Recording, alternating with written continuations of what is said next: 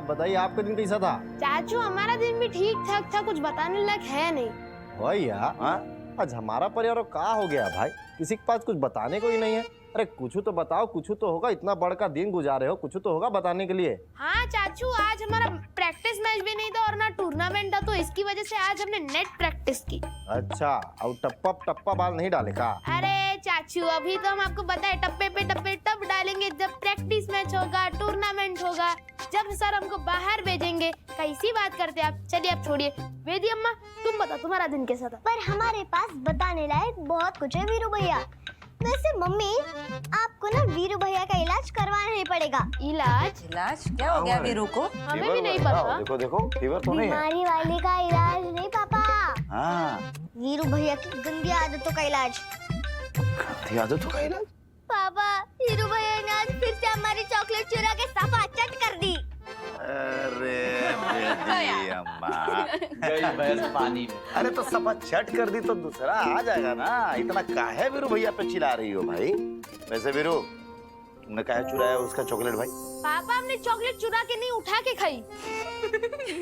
अरे उठा के खाई थी मतलब? अरे पापा चॉकलेट तो उठा के खाते हैं ना, और जब हम शाम को वापस लौट रहे थे ना, तब ये हुआ कहीं रास्ते पर जा रहे और आपको कोई चीज दिख जाए, आप उसे लेंगे नहीं तो उस चीज का मतलब क्या है आप बताइए? बेटा मतलब आप रास्ते पे जा रहे हैं और कहीं बम अगर पड़ा हो तो घर पे लेके आ जाइएगा उसको। अरे पापा ने मम्मी बताएगी। सबसे पहली बात तो वो चॉकलेट जो है ना रास्ते पर नहीं मिली आपको घर के बेडरूम में मिली, और आपको पता था कि वो चॉकलेट वेदी की है ना? और दूसरी चीज, रास्ते पर पड़ी कोई भी चीज अगर किसी ने नहीं उठाई हो, इसका मतलब ये नहीं कि वो तुम्हारी हो गई। तुम्हें वो सुरक्षित पुलिस के पास पहुंचा देनी चाहिए, समझे? वैसे मम्मी, वीरू भैया ने जो भी कुछ किया है ना, आपको उस बात की सजा देनी पड़ेगी। वैसे पापा, आप नहीं बोलोगे? वीरू, तुमने ऐसे वेद का चॉकलेट क्यों चुराए? हाँ? मैडी मासी, आप क्यों हंस रहे हो? आप ऐसे नहीं बोलेंगे। देखो मेरे पांडे जी, आपको ना हमारी नानी माँ की चॉकलेट नहीं खिलानी चाहिए थी, वरना हम आपके कुमार मरोड़ देंगे।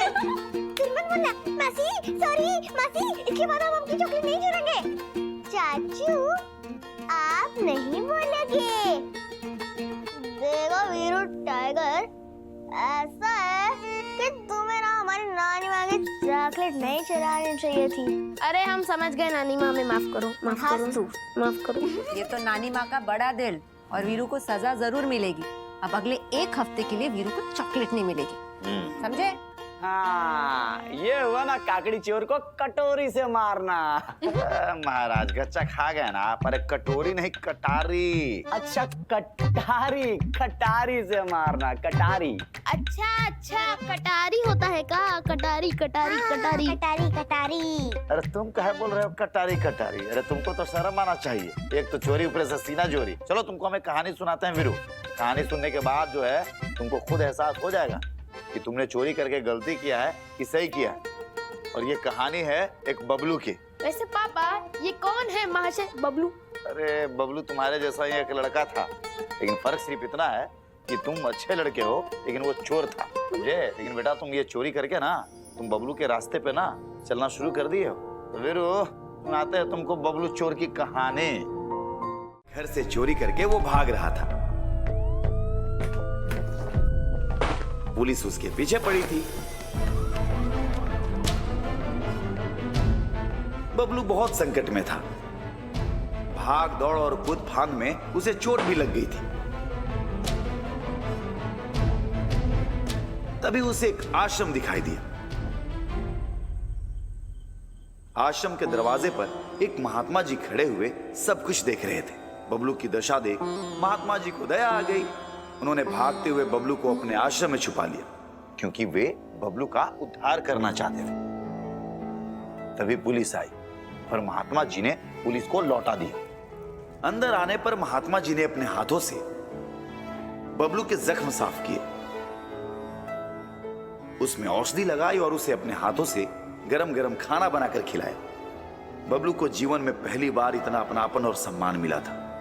वो देर रात वापस जाना चाहता था, पर महात्मा जी ने कहा, बेटा अभी पुलिस तुम्हारी तलाश में है, रात भर यहीं रुक जाओ, सुबह चले जाना। बबलू को बहुत आश्चर्य हुआ। उसने पूछा, क्या आप जानते हैं कि मैं कौन हूँ? महात्मा जी ने कहा, हाँ, मैं जानता हूँ। तुम्हारे आश्रम में आने के बाद पुलिस भी आई थी।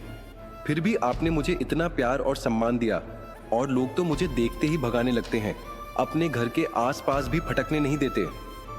इस पर महात्मा जी ने कहा, ता मैं रोगी से नहीं, उसके रोग से घृणा करता हूँ। चोरी का काम घृणा के योग्य ही है, पर तुम तो हम सब जैसे ही हो। तुम्हारे भीतर चोरी की प्रवृत्ति ने जन्म ले लिया है, जिसे छोड़ा भी जा सकता है। अगर तुम चोरी जैसा गंदा काम छोड़ दोगे तो सारा समाज तुम्हें प्यार और सम्मान देगा।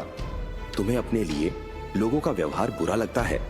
जरा सोचो, जिनके घर में तुम चोरी करते हो उन्हें कितना बुरा लगता हो। उनकी मेहनत की कमाई लेकर तुम भाग जाते हो। बबलू, तुम अपने लिए जो कुछ भी पाना चाहते हो, पहले उसे दूसरों को देना सीखो।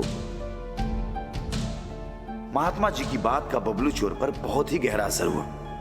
उसने उसी समय चोरी न करने की कसम खाई, और जिस घर से चोरी करके वो भागा था, उनका सारा चोरी का सामान महात्मा जी के साथ जाकर वापस कराया। उस दिन के बाद बबलू एक अच्छा और मेहनती इंसान बन गया। समाज के लोग उससे प्यार करने लगे।